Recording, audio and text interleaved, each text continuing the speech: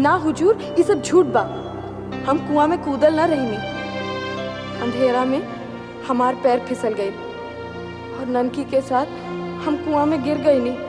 एक बार फिर ठीक से सोच लो कि तुम कुएं में कूदी थी या गिरी थी। Objection your honour. Chaube ji मेरी अनपढ़ मुवक्किल से बार बार वही सवाल पूछ के इसे बहकाने की कोशिश कर रहे हैं। ये ऑनर, मैं नहीं बल्कि बार बार अपना बयान बदलकर ये औरत कोर्ट को बहकाने की कोशिश कर रही है। ये रहा इसका वो बयान जो उसने मजिस्ट्रेट के सामने दिया था। इसमें इसने साफ साफ बयान किया है कि अपनी बच्ची को लेकर के ये कुएं में कूदी थी। गांव की पंचायत के सामने भी इसने यही कबूला। जाहिर है इस पर भारी दबाव डालकर इससे बयान बदलवाया गया है। योर ऑनर, यह भी तो हो सकता है कि वो पहले वाला बयान महुआ पर दबाव डालकर बुलवाया गया हो। एक तरफ बनारस सेशन जज की अदालत में महुआ पर धारा 302 के तहत हत्या के मामले की सुनवाई चल रही थी, तो दूसरी तरफ 5 सदस्यों वाली जूरी के सामने उस पर धारा 309 के तहत आत्महत्या का मुकदमा चल रहा था। महुआ की ग्राम पंचायत का सरपंच भी इस जूरी का सदस्य था। 5 में से 3 ब्रिटिश सदस्यों वाली इस जूरी का फैसला अपने हक में करवाने के लिए श्रीकांत अवस्थी और ईश्वरी प्रसाद चौबे दोनों जी जान से जुटे हुए थे। वो महज इसलिए कि वो घर से निकली ही इस इरादे के साथ थी कि पहले अपनी 6 महीने की बच्ची की जान लेगी और उसके बाद आत्महत्या करेगी। जूरी के मेंबरान इस बात पर गौर करें। जूरी के मेंबरान इस बात पर गौर करें कि अगर महुआ का इरादा आत्महत्या करने का ही होता तो वो कुएं में गिरने के बाद मदद के लिए आवाज नहीं लगाती और ना ही अपने पति उजागर को उस बात का मौका देती कि वो उस कुएं से निकालकर बाहर ले आए। लेकिन योर ऑनर, हम यहाँ पे इस बात पर बहस नहीं कर रहे हैं कि कुएं में गिरने के बाद क्या हुआ। हम यहाँ बहस कर रहे हैं सेक्शन 309 के अंतर्गत आत्महत्या की कोशिश पर। सेक्शन 309 में यह बिल्कुल साफ लिखा हुआ है कि आत्महत्या का फैसला जब तक पूरे होशोवास में नहीं लिया जाए तब तक उसे आत्महत्या नहीं माना जा सकता। और महुआ जब कुएं में गिरी तो यह कोई सोच समझने के बाद में आत्महत्या करने का फैसला नहीं था, बल्कि अपने पति उजागर के खौफ से बचने के लिए एक बदहवास सी कोशिश थी, क्योंकि उसे डर था कि उसका पति उजागर उसे मार डालेगा। और अब मैं आपकी इजाजत चाहता हूं कि मैं उजागर को कटघरे में पेश कर सकूं।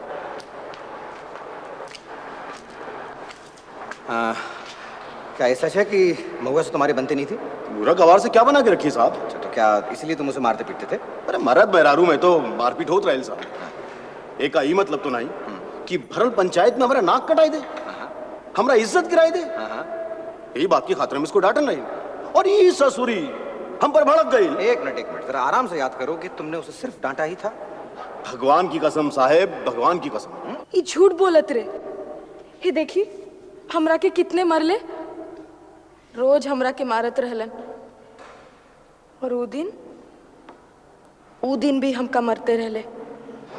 क्या महुआ सच कह रही है? उस रात उजागर ने महुआ को मारा था कि नहीं?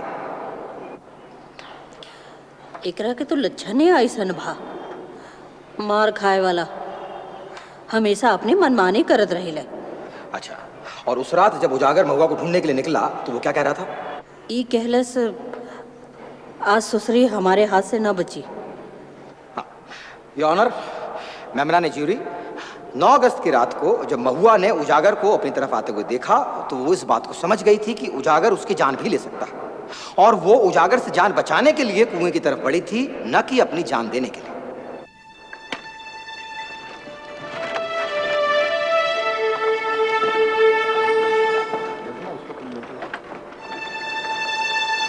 का जाता नहीं, ये रास्ता तो रेलवे स्टेशन की ओर जाता नहीं।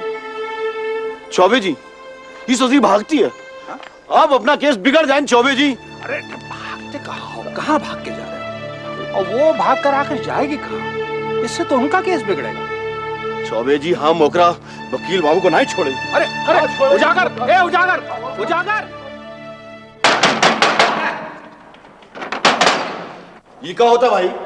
जब केस हारन लगल हा तो महुआ को भगा दी। जब तो अगर तोरा बेटी मरल रहे ता तोरा के पता चले। क्या बकवास कर रहे हो? ये टाइम है आने का। वाह जी वाह, महुआ को तो भगा दे और हमका कहते रहे कि टाइम में आने का। क्या किसने भगा दिया महुआ को? महुआ काहे नौटंकी करते रहे? रहू तो स्टेशन की ओर जात रहे और तू हमका नौटंकी कर रहा। अरे जात की तरह पूरा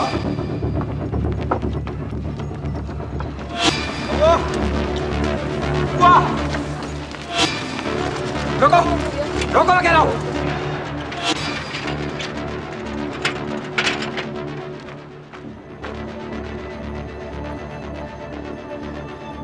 क्या मजाक है ये? हैं? कहां जा रही थी? जाओ, शौक से जाओ। अरे बेवकूफ, पुलिस तुम्हें पाताल से भी खोज निकालेगी, तुमको मालूम है? और उसके बाद अदालत में मेरी बात सुनने वाला कोई नहीं होगा, और फिर सड़ती रहना जिंदगी भर जेल की कोठरी में। जाओ, अब रुक क्यों गई? जाओ। आप समझत नहीं की वकील साहब, हमरा तो फांसी होइबे करी। सब समझत हम अपना ननकी के मरले बानी। सब जज बालिस्तर जी हमरा पे फैसला देवे। योर ऑनर, पीनल कोड के सेक्शन 299 के मुताबिक बिना इरादे से किया गया कत्ल कत्ल नहीं माना जाता, और अब तक साबित हो चुका है, साफ हो चुका है कि महुआ अपने होशोवास खो बैठी थी, और ऐसे में वो अपने बच्चे की हत्या का इरादा तो क्या, उसके बारे में सोच भी नहीं सकती थी। मेरा सबमिशन ये है योर ऑनर कि महुआ ने ये रास्ता जानबूझकर अपनाया। जानबूझकर नहीं ऑनर, बल्कि घबरा कर। उजागर सिंह से बचने का कोई और रास्ता ना पाकर महुआ ने ये कदम अपनाया। योर ऑनर, ये एक गैर इरादतन हत्या का मामला है, ना कि सोच समझकर की गई हत्या का। This is a culpable homicide not amounting to murder. हमरा सब लोग के मालूम बा कि ई अपनी बेटी के मरले बिया, ता हमनी के फैसला भी ई होके चाहिए। अगली सुबह जूरी को फैसला सुनाना था कि महुआ आत्महत्या के मामले में कसूरवार है या नहीं। जूरी का फैसला बहुत मायने रखता था। अगर जूरी कहती कि महुआ कसूरवार है तो सीधे मान लिया जाता कि वही अपनी बच्ची की मौत का कारण बनी। लेकिन अगर जूरी का फैसला होता कि महुआ अचानक गलती से कुएं में फिसल गई, तो ये बात साफ हो जाती कि उसकी बच्ची की मौत महज एक हादसा थी। It was the desperate attempt of an ill-treated mother to save herself and her baby.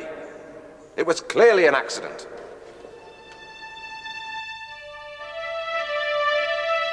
चूंकि महुआ पर चल रहे दोनों मामले जुड़े हुए थे, इसलिए तय किया गया कि आत्महत्या पर जूरी का फैसला हत्या का केस सुन रहे जज के सामने ही सुनाया जाएगा।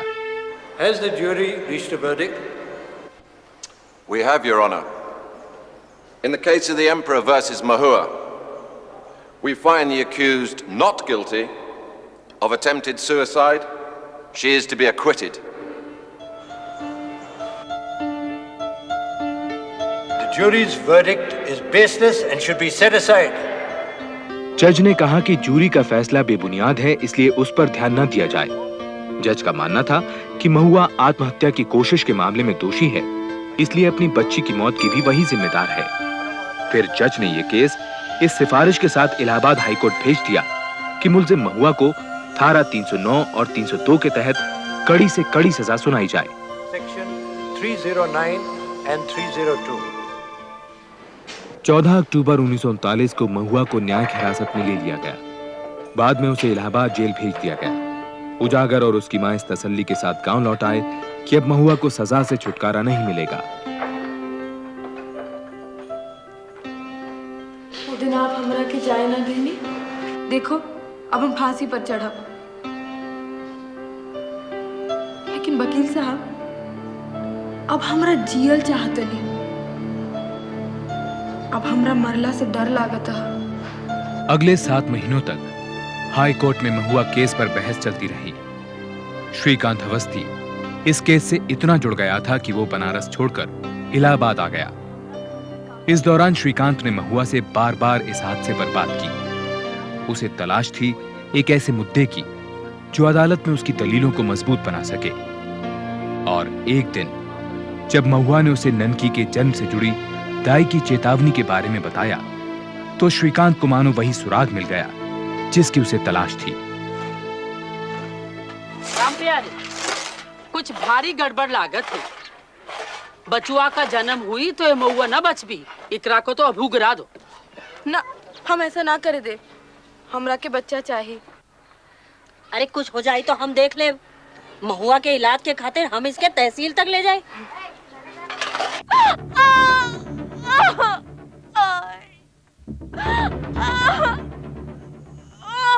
शाबाश शाबाश। इकरा के तो बहुत खून गिरत थी, अब पे न बच भी। मरला से नहीं खे डरल। हमरा बच्चवा के कछु ना होए के चाहिए।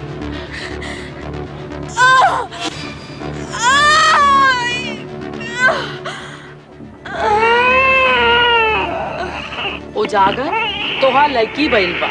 बाहर जा, लड़की का मुंह देख ला तो तोहरा दिन दशा खराब हो जाए। और अपनी बच्ची के रोना सुनकर महुआ उस एक पल में फिर से जीने के लिए बेताब हो उठी, मौत से जूझने लगी, क्योंकि वो जानती थी कि उसके ना रहने पर उसकी ये बच्ची, उसके पति उजागर और उसकी सास रामप्यारी की आंख में हमेशा किरकी बनी रहेगी, क्योंकि वो लोग लड़का चाहते थे, लड़की नहीं।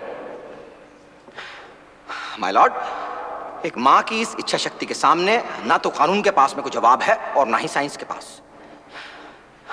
और उस बच्ची के जन्म के बाद दाई ने उसे आकर बतलाया कि वो दोबारा कभी मां नहीं बन पाएगी। आप क्या कहते हैं इसके बारे में चौबे जी? महुआ इस बात से भली भांति वाकिफ थी कि इस बच्ची के जन्म से उसकी जिंदगी को खतरा हो सकता, लेकिन इसके बावजूद उसने बच्चा नहीं गिराया। क्या आप इसे भी आत्महत्या कहेंगे? माय लॉर्ड, जिस मां को यह बात मालूम हो कि वो दोबारा कभी मां नहीं बन पाएगी, क्या वो अपने इकलौते बच्चे की जान लेने की मंशा रख सकती है? जूरी के फैसले से सहमत होते हुए अदालत ने महुआ को आत्महत्या के मामले में बेकसूर माना और उसे धारा 302 के तहत कत्ल के इल्जाम से भी बरी कर दिया। महुआ को culpable homicide not amounting to murder के जुर्म में 6 महीने की सजा हो सकती थी, लेकिन अदालत ने यह कहा कि चूंकि महुआ पहले ही 8 महीने जेल में गुजार चुकी है, लिहाजा उसे रिहा कर दिया जाए।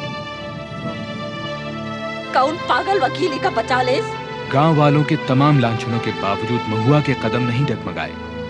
उसने अपने दम पर पूरी जिंदगी गांव में ही गुजारी। महुआ ने जब आखिरी सांस ली, तब हाई कोर्ट के फैसले को 30 साल बीत चुके थे।